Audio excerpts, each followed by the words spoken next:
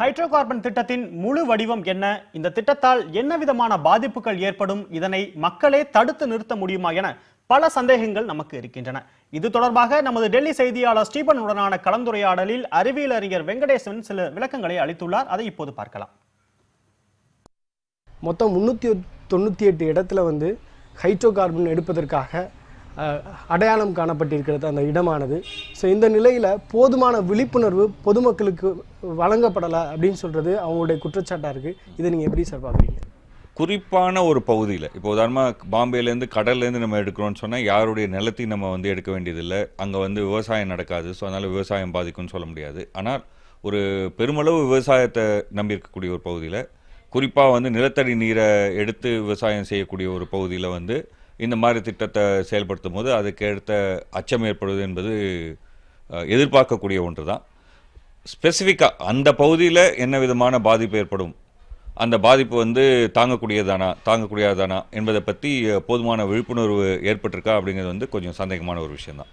Sir, பொதுவாக எப்போதுமே ஒரு மக்கள் வாழக்கூடிய ஒரு இடத்துல இது மாதிரியான இயற்கை எரிவாயுகளை எடுக்கிறதுக்கான அனுமதி இருக்கா?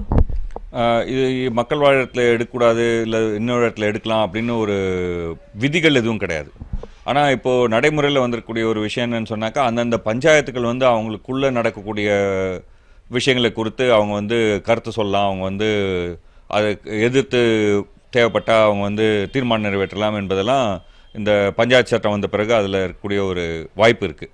மீத்தேன் வாயுவிலிருந்து ஹைட்ரோ கார்பன் வாயு எந்த வகையில் வேறுபடுகிறது? இப்போது மீனில் பலவிதமான மீன் இருக்குல்ல, பறவை மீன், வௌவால் மீனுன்னு இருக்கு இல்லையா. ஹைட்ரோ கார்பனுங்கிறது மீன் மாதிரி ஒரு பொதுவான பெயர்.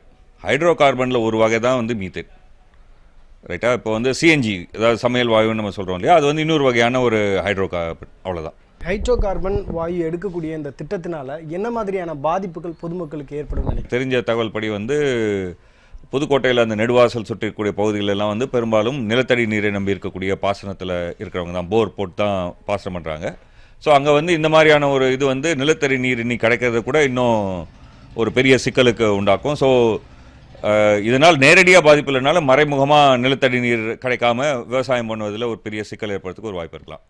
ரெண்டாவது என்னதான் சொன்னாலும் ஹைட்ரோ கார்பன் என்பதும் ஒரு விதமான ரசாயன தொழிற்சாலை தான், ரசாயனம் சார்ந்த ஒரு தொழில் தான். ஸோ அந்த ரசாயனம் சார்ந்த தொழில் என்று சொல்லும்போது தோன்ற அந்த துளையில் மட்டும் இல்லை, அந்த சுற்றுப்பகுதியில் ஒரு குறைந்தபட்ச தொலைவுக்காவது இதனுடைய பாதிப்புகள் இருப்பதற்கு வாய்ப்பு இருக்குது.